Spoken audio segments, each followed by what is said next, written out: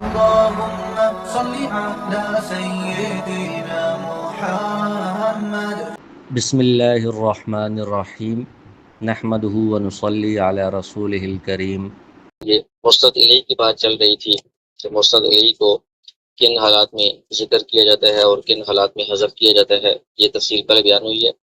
آگے اس کے مزید کچھ حالات بتا رہے ہیں۔ وَيُعَرَّفُ، اور بعض اوقات مستد علی کو معرفہ لایا جاتا ہے،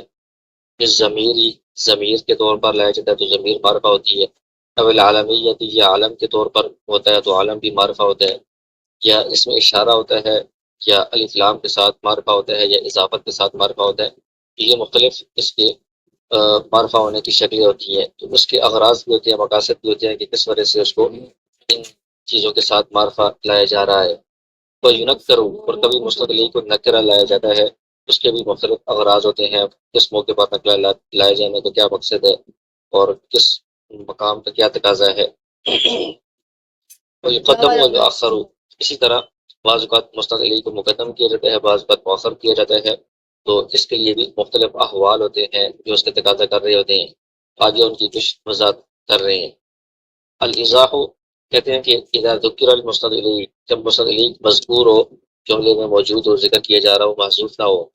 تو اس صورت میں یا تو وہ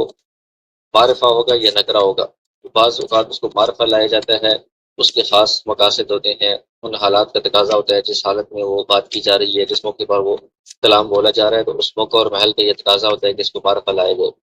پھر معرفہ کبھی ضمیر کے طور پر لایا جاتا ہے، کبھی اور الف لام یا عالم وغیرہ کے طور پر لایا جاتا ہے۔ تو سب سے پہلے کہتے ہیں کہ مستد کو ضمیر کے ساتھ معرفہ لایا جائے، تو اس کی مثال یہ دے رہی ہے کہ بعض اوقات جو مقام ہوتا ہے وہ خود بولنے والے اپنے بارے میں بات کر رہا ہوتا ہے، تو وہ اپنی ضمیر کہہ دیتے ہیں، وہاں پر نام لانے کی ضرورت نہیں ہوتی۔ تو یہ بتانا مقصود ہوتا ہے کہ میں، یعنی جو بولنے والا ہے اس کے بارے میں یہ بات ہو رہی ہے۔ جیسے انا طالب، میں طالب علم ہوں، تو اس کے لیے انا ضمیر لے کر آتی ہے، اور یہ معرفہ ہے خاص کہ میں اپنی بات کر رہا ہوں۔ یا اول خطابی، یا سامنے والے کے بارے میں بات کی جا رہی ہو جو مخاطب ہے، تو اس میں بھی ضمیر لانی پڑتی ہے، اس کا نام لینے کی ضرورت نہیں ہے، تعارف کروانے کی ضرورت نہیں ہے۔ جیسے انت اخی، تو انت ضمیر ہے، یہ مستد علیہ ہے۔ اول غیبہ، یا کسی غائب کے بارے میں بات کی جا رہی ہو کہ وہ ایسا ہے، وہ صدیقی، تو اس غائب کی ضمیر لائی جائے گی۔ تو یہ مختلف ایسے حالات ہوتے ہیں کہ متکلم کے بارے میں بتانا کہ متکلم اپنی بات کر رہا ہے یا مخاطب کی بات ہو رہی ہے یا غائب کی بات ہو رہی ہے، تو یہ بتانے کے لیے متکلم والی یا مخاطب والی یا غائب والی ضمیر لے کر آ جاتے ہیں۔ اور ضمیر چونکہ معرفہ ہوتی ہے تو یہ والا مستد علی ضمیر کے ذریعے سے معرفہ بن جاتا ہے۔ اور بعض اوقات عالم کے طور پر وہ مستد علی ہوتا ہے اور وہ معرفہ ہوتا ہے، تو وہ عالم اس کا نام اس لیے لیا جاتا ہے تاکہ سامنے جو ہے سننے والا اس کو پہچان لے۔ جیسے اللہ المعبود، اللہ تعالیٰ کا نام لے کر کہا جا رہا ہے کہ اللہ تعالیٰ ہی معبود ہے، تو سننے والے کو پتہ چل جائے، وہ پہچان جائے کہ اللہ ہی کی بات ہو رہی ہے۔ اور تعظیم ہو، یا بعض اوقات جو ہے نا وہ کسی کی عظمت بیان کرنے کے لیے اس کا نام لیا جاتا ہے عالم کے طور پر۔ جیسے اللہ تعالیٰ کی بارے میں یہ ہے کہ اللہ الرازق، کی بندہ کہے، تو اللہ تعالیٰ کا تعظیم کے لیے، ادب کے لیے نام لیا جا رہا ہے، تو عالم کے طور پر معرفہ لایا جا رہا ہے۔ او احانت ہی، یا کسی کی توہین کے لیے، کسی کے اوپر جو ہے نا وہ اعتراض اور اس کی کمزوری کو بیان کرنے کے لیے بھی اس کا کوئی ایسا معرفہ عالم لایا جاتا ہے۔ جیسے الجاہل حاضرہ، یہ جو جاہل شخص ہے وہ حاضر ہو گیا ہے، تو ویسے تو اس کا کوئی اور نام ہوگا، لیکن احانت کے لیے اس کو الجاہل کا نام دے کر اس کو کہہ رہے ہیں، اس کے ذریعے سے اس کی توہین کرنا مقصود ہے۔ تعریف بھی اسم الاشارہ، بعض اوقات اسم اشارہ مستد علیہ کے طور پر لایا جاتا ہے اور اس کو اسم اشارہ کے ساتھ معرفہ بنایا جاتا ہے۔ اس میں اشارہ لانے کی بھی مختلف اغراض ہوتی ہیں، مختلف اس کے حالات ہوتے ہیں۔ ایک اس میں سے یہ ہے کہ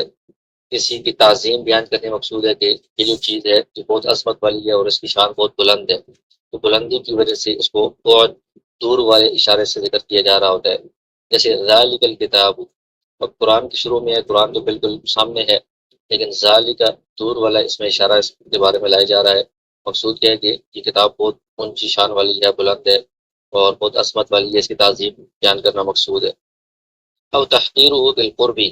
یا کسی چیز کو قریب کا اشارہ کر کے اس کی حیثیت کو گھٹانا مقصود ہوتا ہے کہ اس کی حقارت بیان کرنی ہے کہ اس کی کوئی حیثیت نہیں ہے، کم درجے کی چیز ہے، جیسے ما حاضی الحیات الدنیا، یہ جو دنیا کی زندگی ہے یہ تو سوائے کھیل کود کے کچھ بھی نہیں ہے، تو حاضی ہی قریب کا اشارہ لا کر اس کی موقع کو کم کیا ہے کہ یہ تو بالکل گٹھے چیز ہے جو ہمارے سامنے نیچے پڑی ہوئی ہے، اس طرح بندہ جیسے اشارہ کر رہا ہوتا ہے۔ او بیان حالی ہی بالقربی، یہ بعض اوقات اس چیز کی اصل حالت کو بیان کرنا ہوتا ہے کہ یہ چیز اصل میں کہاں پر ہے، دور ہے، یہ قریب ہے، قریب ہے تو اس کی حالت بیان کرنا مقصود ہے، حاضہ یہ والی چیز، یا بعد کو بیان کرنا ہے، دوری کو بیان کرنا ہے تو ظاہری کام کہتے ہیں کہ واقعی حقیقت میں وہ چیز دور ہے تو اس کی دوری کو بیان کرنے کے لیے ظاہری کا اس میں اشارہ لایا جاتا ہے۔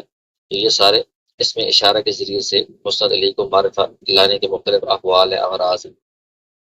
پھر بعض اوقات مستند علی معرفہ ہوتا ہے الف لام کے ذریعے سے، تو یا تو الف لام کی پھر مختلف اقسام آپ نے پڑھی ہیں، الف لام عہد کے لیے ہوتا ہے، عہد ذہنی یا عہد خارجی کے لیے، کبھی الف لام جنس کے لیے ہوتا ہے، کبھی الف لام استغراق کے لیے ہوتا ہے۔ تو یہاں پر مستند علی کو جب الف لام لا کر معرفہ بنایا جا رہا ہے تو اس میں بھی لی بیان العہدی، یا تو عہد کے بیان کے لیے یہ الف لام اس کے اوپر لایا جاتا ہے۔ عہد کا مطلب یہ ہے کہ اس چیز کا پیچھے تذکرہ ہوا ہے، تو یہاں پر اگرچہ وہ لفظ بغیر الف لام کے جب ہوگا تو نکرہ شمار ہوگا، اس سے کوئی بھی چیز مراد لی جا سکتی ہے، لیکن الف لام جب لایا جاتا ہے تو اس سے مراد یہ کہ وہ خاص چیز جس کا پیچھے تذکرہ ہوا ہے وہ یہاں پر مراد ہے، اس کی طرف یہ ذہن کو پھیر رہا ہے الف لام۔ جیسے فی ہے مصباح، المصباح فی زجاجہ الزجاجۃ، اب مصباح ویسے تو چراغ ہے، کوئی بھی چراغ ہو سکتا ہے، لیکن المصباح فی زجاجہ اس میں جو المصباح ہے یہ الف لام کے ذریعے سے اس کو معرفہ لایا گیا ہے، یہ مستند علیہ ہے۔ تو اس سے مراد کیا ہے کہ وہ جو مصباح ہے جس کا پچھلے جملے میں تذکرہ آیا ہے اس کی ہم بات کر رہے ہیں کہ وہ والا مصباح کی زجاجہ، زجاجہ میں ہے۔ پھر الزجاجہ، زجاجہ تو کوئی بھی ہو سکتا ہے، لیکن یہ جو پچھلے جملے میں زجاجہ ہے جس میں مصباح چراغ پڑا ہوا ہے اس زجاجہ کی ہم بات کر رہے ہیں، کارنا حقو کبو، تو الف لام کے ذریعے سے اس خاص چیز کی طرف لوٹانا مقصود ہوتا ہے کہ یہ الف لام عہد کو بیان کرنے کے لیے آتا ہے۔ کبھی یہ ہوتا ہے کہ الف لام مستند علیہ کے اوپر آ رہا ہے تو وہ الف لام سے مراد یہ کہ یہ جو مستند علیہ ہے یہاں پر اس کی پوری جنس مراد ہے، اس کے افراد مراد نہیں ہے۔ جیسے کہا جاتا ہے الانسان افضل من الانعام، انسان جو ہے وہ جو بایوں سے، جانوروں سے زیادہ افضل ہے، تو یہاں پر انسان سے کوئی خاص بندہ یا انسانوں کے افراد مراد نہیں ہے، بلکہ انسان مجموعی طور پر جو انسان کی جنس ہے وہ جنس مراد ہے، حقیقت الانسان، انسان کی جو حقیقت ہے وہ جانوروں سے زیادہ افضل ہے۔ مگر اگر ہم دیکھیں تو جانوروں کے اندر بعض ایسے جانور ہیں کہ جو زیادہ بندوں کے لیے فائدہ مند ہوتے ہیں، علاقوں کے لیے فائدہ مند ثابت ہوتی ہیں، تو افراد کے اعتبار سے نہیں کہا جا رہا بلکہ مجموعی طور پر جو پوری انسان کی ایک جنس ہے وہ بطور جنس انعام سے زیادہ افضل ہے۔ اور کبھی جو الف لام ہوتا ہے وہ استغراق کے لیے ہوتا ہے، تو وہاں پر مستند علیہ میں استغراق پیدا کرنا کہ اس کے جتنے بھی افراد ہیں وہ سارے کے سارے یہاں پر ان کو گھیرا جا رہا ہے، اس جملے کے اندر اور سب کا حکم بیان کیا جا رہا ہے۔ جیسے خلق الانسان ضعیفا، کہ انسان کو کمزور پیدا کیا گیا، تو انسان سے ایک انسان یہ جنس مراد نہیں بلکہ افراد مراد ہے کہ انسان کے افراد میں سے ہر فرد، کل انسان خلق ضعیفا، سارے کے سارے افراد کو اس میں استغراق کیا جا رہا ہے، سب کو اس میں جمع کیا جا رہا ہے کہ ہر انسان کو کمزور پیدا کیا گیا، تو یہ الف لام استغراق کی طرف اشارہ کر رہا ہوتا ہے۔ تو یہ الف لام کے ذریعے سے مستند علیہ کو جب معرفہ لاتے ہیں تو اس کے یہ مختلف اغراض ہوتے ہیں، مقاصد ہوتے ہیں۔ وہ اما تعریف و بالاضافتی، بعض اوقات مستند علیہ کو اضافت کے ذریعے سے معرفہ بنایا جاتا ہے، یعنی مستند علیہ مضاف ہوتا ہے، تو مضاف کا فائدہ یہ ہوتا ہے کہ جملے میں اختصار پیدا ہو جاتا ہے، اضافت کی وجہ سے جملہ مختصر ہو جاتا ہے۔ جیسے مثال دی ہے ہوا یا فی العلم، میری جو خواہش ہے وہ علم کے اندر ہے، وہ ہوا دل کی خواہش کو کہا جاتا ہے۔ تو اگر یہ پورا جملہ بولے گے لمبا وہ اس طرح بنے گا الذی قلبی الیہ مائل هو العلم، وہ چیز جس کی طرف میرا دل مائل ہے وہ علم ہے، یہ بہت لمبی بات ہو جاتی ہے، تو اس کو اختصار کے ساتھ مضاف مضافی بنائیں گے ہوا یا، یہ میری خواہش، خواہش جو ہوتی ہے وہ دل میں ہی ہوتی ہے، تو وہ ساری بات الذی قلبی الیہ مائل وہ ساری ہوا یا مضاف مضافی کے اندر آ جاتی ہے، مختصر ہو جاتی ہے۔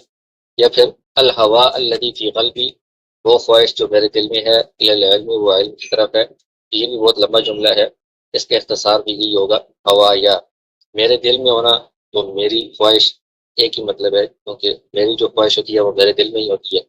تو ہوا یا یہ مسند علیہ ہے اور اضافت کے ذریعے سے اس کو معرفہ بنایا گیا ہے، تو یہ کلام میں اختصار پیدا کرنے کے لیے ایسا کیا جاتا ہے۔ یہاں تک معرفہ بنانے کے مختلف احوال بیان کیے جا رہے تھے۔ وہ اما تنقیر ہو مسند علیہ کو بعض اوقات نکرہ لایا جاتا ہے، اس کے مختلف اغراض ہوتے ہیں، مختلف مقاصد ہوتے ہیں، وہاں پر جو موقع اور محل ہوتا ہے، جو صورتحال ہوتی ہے، اس کا تقاضا یہ ہوتا ہے کہ اس کو نکرہ لایا جائے۔ تو ان میں سے ایک یہ افرادی، کسی چیز کو اکیلا بیان کرنے کی یہ ایک چیز ہے، اس کے لیے نکرہ لایا جاتا ہے۔ جیسے جاء رجل من اقصى المدینہ تھی، تو رجل میں جو رجل کو نکرہ لایا گیا ہے، اس سے مراد کیا؟ رجل واحد، تنوین جو ہے نا تنکیر کے لیے ہے، اور افراد بیان کرنا مقصود ہے کہ ایک بندہ آیا۔ بولے تعظیمی، بعض اوقات جو ہے وہ کسی چیز کو نکرہ لایا جاتا ہے اور مراد اس کی عظمت بیان کی جا رہی ہوتی ہے، اس کو کہا جاتا ہے کہ اس کے اوپر جو تنوین ہے وہ تعظیم کے لیے ہے۔ جیسے فَأْذَنُوا بِحَرْبٍ مِّنَ اللَّهِ وَرَسُولِهِ، کھانے والوں کو کہا جا رہا ہے کہ ان کے ساتھ اللہ اور اس کے رسول کی طرف سے جنگ ہے، جنگ کا اعلان ہے۔ تو ہر بن کے اوپر جو تنوین ہے یہ تعظیم کے لیے، اور ہر بن تو نکرہ اس لیے لایا ہے کہ یہ عظمت بیان کر رہا ہے کہ بہت بڑی جنگ جو ہوگی وہ اللہ کی طرف سے ہوگی۔ وہ اما تقدیم ہو، اور پھر کہتے ہیں کہ مسند علیہ کو بعض اوقات مقدم لایا جاتا ہے، بعض اوقات مؤخر۔ مقدم لانے کی ایک وجہ تو یہ ہے کہ لأنہ الاصل، اصل یہی ہے کہ مسند علیہ مقدم ہونا چاہیے، یہ پہلے ہونا چاہیے، کیونکہ یہ کلام کے اندر اصل مقصود یہی ہوتا ہے، مین چیز یہی ہوتی ہے۔ او یا بعض اوقات اس کو پہلے لانے کا مقصد یہ ہوتا ہے تفاعل، کہ اس چیز سے اچھا تاثر لینا۔ تفاعل کا مطلب ہوتا ہے نیک فعال لینا، یعنی اچھا تاثر لینا۔ جیسے سعد فی داری، سعد شروع میں ہے تو سعد کا مطلب ہے سعادت مندی، تو اس سے اچھا تاثر لیا جا رہا ہے کہ میرے گھر میں سعادت مندی ہے۔ حالانکہ اصل مطلب تو اس کا وہی ہے کہ سعد ایک بندہ ہے، لیکن اس کا نام لے کر اس کے معنی سے اچھا تاثر لیا جا رہا ہے کہ میرے گھر کے اندر سعادت مندی ہے۔ اما تاخیر ہو، بعض اوقات مسند علیہ کو مؤخر لایا جاتا ہے، تو اس کے بھی مختلف اغراض ہوتے ہیں۔ تو ایک وجہ بتا رہے ہیں فَلِأَنَّ الْمَقَامَ يَطْلُبُ تَقْدِيمَ الْمُسْنَدِ، کہ مسند جو وہاں پر مقدم لانے کا مقام تقاضا کر رہا ہوتا ہے، تو مسند علیہ کو پھر ظاہر مؤخر لانا پڑے گا۔ جیسے مثال دی ہے لا فیہا غول، یہاں پر غول مسند علیہ ہے، اس کو مؤخر کیا گیا ہے۔ اس کی وجہ یہ ہے کہ لا فیہا جو مسند ہے اس کو یہاں پر مقدم لانے کی ضرورت تھی۔ وہ کی ضرورت تھی کہ صرف اسی کے اندر غول یہ نہیں ہوگا، یعنی جو جنت کی شراب ہے اس کی صفات بیان کی جا رہی ہے کہ اس کے اندر کوئی ایسا نشہ یا خمار وغیرہ نہیں ہوگا۔ تو اگر اس طرح کہتے کہ لا غول فیہا، اس میں نشہ نہیں ہوگا، تو اس کا مطلب کیا ہے کہ اس میں نشہ نہیں ہوگا، شاید کسی اور میں بھی نشہ نہ ہو۔ لیکن لا فیہا غول کا مطلب ہے کہ صرف اسی میں ہی نشہ نہیں ہوگا وحدہ، تو اس میں مسند کو مقدم کرنے کی وجہ سے اس کی تخصیص معلوم ہو رہی ہے کہ یہ خاص اکیلے اسی کی یہ خاصیت ہے، دون غیرہا من خمور الدنیا، اس کے علاوہ جو دنیا کی شرابیاں ہیں ان کی یہ خاصیت نہیں ہے۔ تو یہ اس کی اکیلے خاصیت بیان کرنے کے لیے مسند کو مقدم کرنا تھا، اس لیے مسند علیہ کو مؤخر کر دیا۔ اگر مسند علیہ کو پہلے لاتے لا غول فیہا، پھر یہ معنی اس سے معلوم نہیں ہو سکتا تھا جو یہاں بیان کرنا مقصود ہے۔ ولی اغراض اخرى، اور دیگر بھی کئی ایسی اغراض ہوتی ہیں جس کی وجہ سے مسند علیہ مؤخر ہو جاتا ہے، تو وہ مسند کی تقدیم میں ان کو آگے بیان کیا جائے گا۔ جب مسند کو مقدم کرنے کی ضرورت پڑتی ہے تو پھر مسند علیہ کو مؤخر کرنا پڑتا ہے۔ اس کے بعد فرما رہے ہیں وقت یوزع المضمر موضع المظہر، بعض اوقات مسند علیہ جو ہوتا ہے اس کو اس میں ظاہر لانا ہوتا ہے، لیکن اس کی جگہ پر ضمیر لائی جاتی ہے کسی خاص مقصد کی وجہ سے۔ بالعکس بعض اوقات ضمیر لانی ہوتی ہے لیکن کسی وجہ سے اس میں ظاہر کو لایا جاتا ہے، کوئی خاص غرض ہوتی ہے، مقصد ہوتا ہے، موقع اور محل کا تقاضا ہوتا ہے۔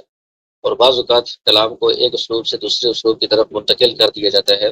یعنی حاضر کے صیغے سے غائب کا صیغہ یا غائب سے متکلم کا صیغہ اس طرح منتقل کر دیا جاتا ہے، تو اس کے بھی مختلف اغراض اور مقاصد ہوتے ہیں۔ اس کی وضاحت کر رہے ہیں جمیع ما تقدمہ، اس سے پہلے آپ نے مسند اور مسند علیہ کے بارے میں جو بھی تفصیل بیان کی ہے وہ اصل کے مطابق ہے، اصل اس چیز کا کیا تقاضا ہے یا ظاہر کے مطابق اس میں کیسا ہونا چاہیے وہ ہم نے بتایا ہے۔ لیکن بعض اوقات جو اصل تقاضا ہے اس سے کلام کو ہٹا لیا جاتا ہے اور ظاہر کی جگہ پر ضمیر لاتے ہیں اور ضمیر کی جگہ پر ظاہر لاتے ہیں کسی خاص مقصد سے۔ فیوزع المضمر موضع المظہر، تو بعض اوقات اس میں ظاہر لانا ہوتا ہے لیکن اس کی جگہ پر ضمیر لے آتے ہیں۔ اس کی مثال دے رہے ہیں جیسے ضمیر شان او القصہ، کہ بالکل کلام کے شروع میں ایک ضمیر آ جاتی ہے، حالانکہ اس سے پہلے کسی کا تذکرہ نہیں آیا، اس کا کوئی پرچہ نہیں ہوتا، تو وہ مذکر کی ضمیر ہو تو ضمیر شان اسے کہا جاتا ہے، مؤنث کی ضمیر ہو تو ضمیر قصہ کہا جاتا ہے۔ جیسے قل هو اللہ احد، هو اللہ احد میں ہوا جو ضمیر ہے بالکل شروع میں، تو اللہ تعالیٰ کے نام بعد میں آ رہا ہے، پیچھے اس کا مرجع موجود نہیں ہے، اس کو بھی ضمیر شان کہا جاتا ہے۔ تو یہاں پر مثال دی ہے ہوا زید عالم، تو ہوا یہ شروع میں جو ضمیر آئی ہے یہ ضمیر شان ہے، یہ صرف مخاطب کو متوجہ کرنے کے لیے، تنبیہ کرنے کے لیے اور ایک اہم بات بتانے کی طرف جو تمہید کے طور پر ہوتی ہے۔ ہوا یعنی شان یہ ہے، حقیقت یہ ہے، یہ حالت یہ ہے کہ زید عالم ہے، زید کے بارے میں آگے بات آ رہی ہے۔ یہاں پر اصل زید عالم اس میں ظاہر لانا تھا، کلام شروع ہو رہا ہے، لیکن اس کی جگہ پر ہوا ضمیر لے آئی ہے، یہ اہم بات کو بیان کرنے کے لیے ایسا ہوتا ہے۔ اور بعض اوقات وہاں پر ضمیر لانے کی تقاضا ہوتا ہے کہ عام اصول کے مطابق ضمیر ہونی چاہیے، لیکن کسی خاص غرض کی وجہ سے اس میں ظاہر اس کی جگہ پر لایا جاتا ہے۔ جیسے مثال دی ہے فبدا بأوعيتهم قبل وعاء أخيه ثم استخرجها من وعاء أخيه۔ حضرت یوسف علیہ السلام کی قصے کے اندر یہ بات ہے کہ انہوں نے جب وہ ایک ان کا پیمانہ گم ہو گیا تھا تو سب کے برتنوں کو، تھیلوں کو تلاش کیا، تو انہوں نے دوسرے جو بھائی تھے ان کے تھیلوں کو تلاش کرنا پہلے شروع کیا اپنے بھائی کے تھیلے سے، تو مستخرجہ میں وعاء أخيه، پھر اپنے بھائی کے تھیلے سے وہ جو پیمانہ تھا، جو چیز گم ہوئی تھی وہ نکال لی، وہ اس میں تھی۔ یہاں پر اصل کیا تھا، وعاء ہی دوسری مرتبہ، پہلی مرتبہ جب وعاء اخی ہی آ گیا ہے، اخی کا ذکر آ گیا ہے، تو دوبارہ اس کا نام لینے کی ضرورت نہیں تھی اخی، بلکہ صرف ضمیر کی آتی ہے وعاء ہی، اس کے جو ہے نا وہ تھیلے سے یا اس کے برتن سے، لیکن اس کو دوبارہ اس میں ظاہر لے آئے ہیں اخی ہی۔ اس کی وجہ یہ کہ اگر وعاء ہی بولیں گے تو یہ بھی شبہ ہو سکتا ہے کہ شاید انہوں نے اپنے تھیلے سے نکالا، یوسف علیہ السلام نے اپنے تھیلے سے، یہ ضمیر یوسف علیہ السلام کی طرف لوٹ رہی ہو، یہ بھی ہو سکتا ہے، وہ اخی ہی کو دوبارہ لے آئے، یہ ضمیر کی جگہ پر اس میں ظاہر بلانے کی مثال ہے۔ اور اس میں مزید ایک بات یہ الالتفات، کہ بعض اوقات کلام کو ایک اسلوب سے دوسرے اسلوب کی طرف منتقل کیا جا رہا ہوتا ہے، تو یہ کلام بہت عمدہ شمار ہوتا ہے جس میں ایک اسلوب سے دوسرے اسلوب کی طرف انتقال ہو۔ اس کی وجہ یہ ہوتی ہے للایقاظ، اس میں سامنے والے کو جگانا اور ہوشیار کرنا مقصود ہوتا ہے کہ وہ ایک ہی طرز پر کلام سنتے سنتے بور نہ ہو جائے، کلام میں تھوڑی سی تازگی پیدا کی جاتی ہے، سننے والے کے نفس میں بھی تطری یا تازگی پیدا کی جاتی ہے، تشویق ہو، اس کو شوق دلایا جاتا ہے کہ ایک نئی طرز کا، نئے انداز کا کلام آ رہا ہے، اور اسی طرح اس کو فائدہ پہنچانا مقصود ہوتا ہے۔ جیسے مثال دے رہے ہیں الحمدللہ رب العالمین الرحمن الرحیم مالک یوم الدین، غائب کے سیغے میں بات ہو رہی ہے کہ اللہ تعالیٰ کے لیے تمام تعریفیں ہیں، وہ رحمان ہے، وہ رحیم ہے، وہ مالک یوم الدین ہے، تو غائب کے یہ سارے سیغے استعمال ہو رہے ہیں۔ پھر ایک دم غائب سے خطاب کی طرف منتقل ہو گیا کلام، ایاک نعبد، ہم آپ کی عبادت کرتے ہیں، وہ ایاک نستعین، اور آپ سے مدد طلب کرتے ہیں، تو غائب سے خطاب کی طرف کلام منتقل ہو گیا ہے، تو اس کو التفات کہا جاتا ہے، التفات من الغیب الی الخطاب۔ یہ کلام کے اندر عمدگی اور تازگی پیدا کرتا ہے، اور اس کا بھی بڑا اچھا تاثر ہوتا ہے کلام میں۔ ولذالک لطائف و فوائد، کہتے ہیں کہ اس کی وجہ سے کلام کے اندر بڑی عمدہ لطائف ہوتے ہیں، مطلب عمدگی پیدا ہوتی ہے، اور وہ اس کے بہت سارے فوائد ہوتے ہیں، اثرات ہوتے ہیں۔ اب اس میں بتا رہے ہیں کہ ایک بندہ جب اس کے سامنے اس بات کا ذکر کیا جاتا ہے کہ کوئی ایسی ذات ہے، شخصیت ہے جو تعریف کی حقدار ہے، مستحق ہے، اور